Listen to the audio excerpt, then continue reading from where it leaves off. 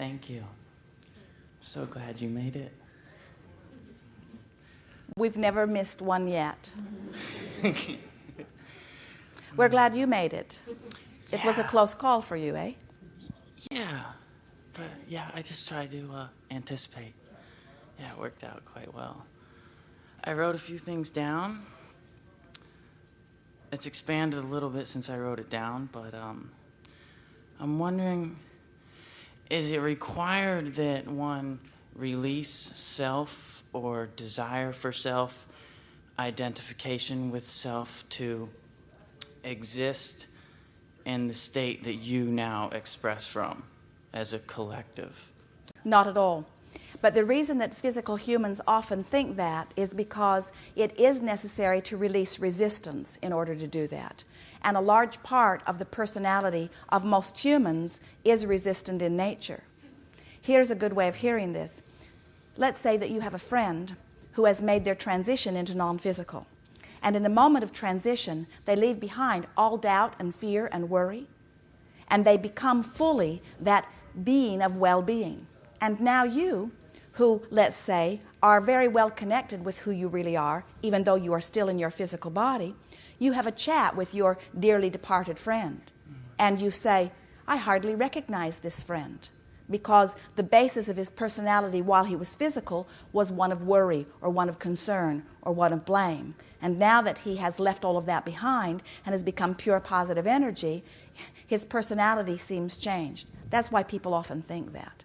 But as you are in your physical body, reaching for thoughts that feel good and deliberately, consciously aligning yourself with who you really are, you become that even while you are in your physical body. It is only pushing against unwanted things that holds you in a place of vibrational discord with who you really are. Yes. Tell me about sex, specifically the transformative potentials of the sexual energy, its relation to the Kundalini energy, the first 7 energy centers, and that relation to the karmic relationship between human expressions and their sexuality. Well, the subject of sexuality in and of itself is not more significant to any of these things that you're talking about than many other aspects of your humanness. The reason that sexuality is often a big issue, and the reason that we like to talk about it in terms of energy, is because when you are single-mindedly focused upon anything in an attitude of less resistance, then there is a connection to source energy that can be experienced that is noteworthy. Actually, sometimes people feel offended as we visit about the subject of sexuality. But we would like to say that sexual energy and source energy are one and the same. There are, however, many people who are engaged in what humans would call sexual activity that we do not see any semblance of alignment with source energy. In other words, there are some who are pushing very hard against in the process also. That's why we say we could be talking about this subject or almost any other subject, and we could be having the same conversation. Alignment is alignment. Alignment while you are eating dinner is alignment. Alignment during sexual interaction is alignment. Yeah, I wrote it down so I wouldn't stutter. I want to consciously, internally connect with that energy that is you, with that source, and share in your perspective, and then share that broader perspective with others who are physically focused around me. Well, everyone, without exception, has the ability to allow that broader part of who they are to flow through.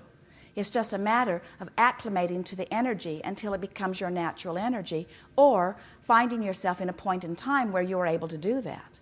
In other words, it's about releasing resistance, which allows your vibration to raise. And the more you do it, the more familiar it becomes to you. In other words, there's not a reason in the world that you are not doing that. In fact, often you are doing that. We'd like to put this into a very clear perspective by saying that unless you're doing that thing you do, you're always connected to source energy. And our friends will say, well, what's that thing? And we say, well, it's a lot of different things, but it's always accompanied by negative emotion. In other words, you can't be mad at someone and connected to source energy. You can't be disappointed in yourself and connected to source energy. In other words, source energy is vibrationally equivalent to appreciation and to love, to a feeling of well-being. And so the more you practice those feelings of well-being, the more consistently you are in alignment with that. You could have never met anyone who could talk to you from the source perspective. You could have never met anyone who knew anything about vibration or about law of attraction. You could have just known someone who early on convinced you that appreciation was a good way to feel. And you could have come through your life deliberately looking for things to appreciate. And you would be one of the most connected beings on the planet. In other words, it doesn't take ritual, it doesn't take pre-assignment, it isn't something that is assigned before your birth, it isn't something that is limited to only a few, it is something that as physical humans, without exception, you can achieve. It just takes practice. Little ones don't have to practice so hard, they're already there. The older you are, usually the more practice it takes, because you have gathered up along your physical trail all kinds of things that, like layers of sediment, that sort of mute your clarity or your connection. It's why we teach meditation. You may laugh, but it is easier to teach our physical friends to have no thought than to have pure positive thought, because most of you have pretty strong opinions on most subjects. So when something comes up in your experience, someone triggers a thought, it activates a vibration that you've practiced for a long period of time, where when you have no thought, there is no resistance, you see. So just in feeling good, I can offer that perspective to others. Have you ever noticed, for example, when you're driving? The other day, Esther was driving. She usually is. And a vehicle suddenly made a very erratic move and nearly came to a stop right in front of them. And Esther easily stopped the 40-foot rig with a car behind it because she had anticipated it.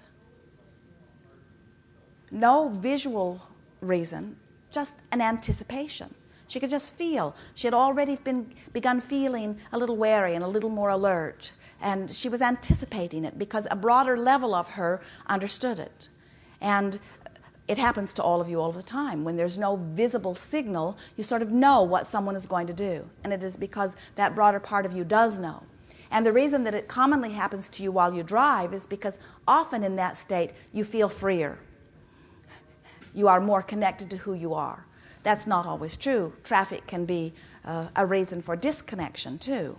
But very often, you have that experience where there is an awareness that comes from somewhere. The key is to not second-guess yourself. The key is to trust that it is there and acknowledge it. And the more you acknowledge it as it happens, the more you will allow more of it to happen.